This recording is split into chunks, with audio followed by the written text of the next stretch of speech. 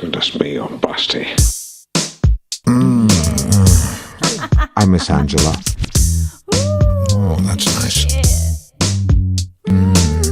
I find sex extremely pleasant. Let me just slip these socks off. That's okay. I discarded my underpants ages ago. Take your top off. Oh, that's nice. So you better open your mouth very wide. There's more to love than giving someone an arbitrary mark out of 10 for how attractive they are. So what if I was 6 and she was an 8? Or if I was an 8 and she was a 6, which is what it was.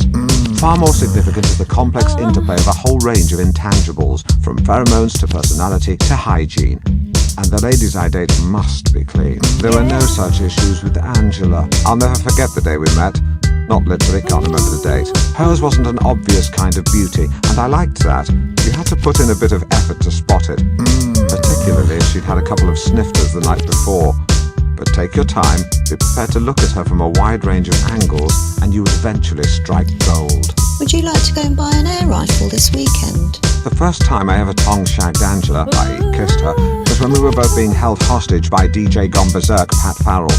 That might seem counterintuitive, but when you're staring death in the face, it can make you profoundly randy. Don't do this, Angela! Please, though! Please! Our love is stronger than carbon fibre! Please, though! Please! Please, though! Please, though, Angela! We progressed from gentle kissing to heavy petting in, 6 days? Sure, there were moments when we get a bit handy with each other, but generally it was a phase dominated by lots and lots of snogging. It'd be an exaggeration to say that Angela and I kissed for days at a time, but snogs of between 8 and 10 minutes certainly weren't unusual. I'm a keen stats man, so I made it my business to time our kisses and jot down the results in a notebook. It made for fascinating reading. She tended to be the one to end the snogs. Angela wasn't a very good nose breather. Yes, you could go shooting squirrels with the boys. And Frenchy sessions would often take place during my show. The best time was after I'd thrown to the lunchtime news, when we had about 14 minutes to really go at it. Simon was often in the studio with us, but it wasn't a problem because he had his magazines. Angela would discuss the key elements of the snog. I liked how you kept licking the roof of my mouth, or whatever. And I'd just quietly listen and stare at her. Of course, the next stage was outright sex, and while I'm not prepared to go into detail out of respect for Angela, suffice to say that she was strong and she had stamina. Don't do this, Angela! Please, though! Please! Our love is stronger than carbon fibre! Please, though! Please, though! Please, though, Angela! She also had a remarkable appetite, not something you'd necessarily expect from a 44-year-old who shops at E-Town. And while I'm no prude, far from it, after a while I actually thought there was something wrong with her.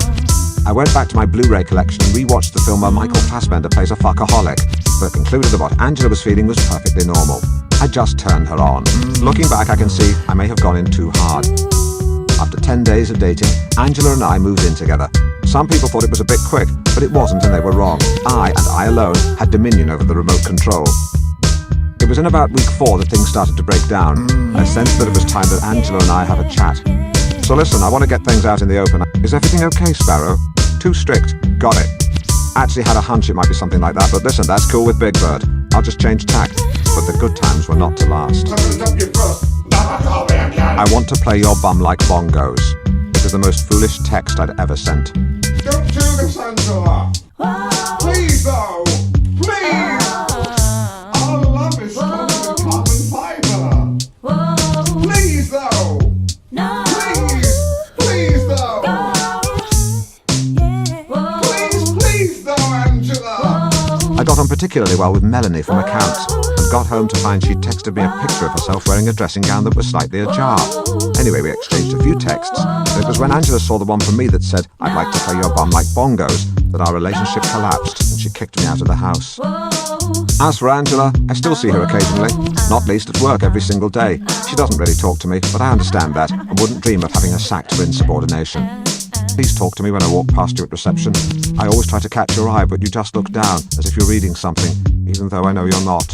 I know I made a mistake, I know you said you'd moved on, but I love you and I need you, and I swear on the life of my children and yours that I do not want to play that woman's bum like the bongos. I think about you all the time. How your nose wriggles when you laugh. How you go blotchy after a hot shower.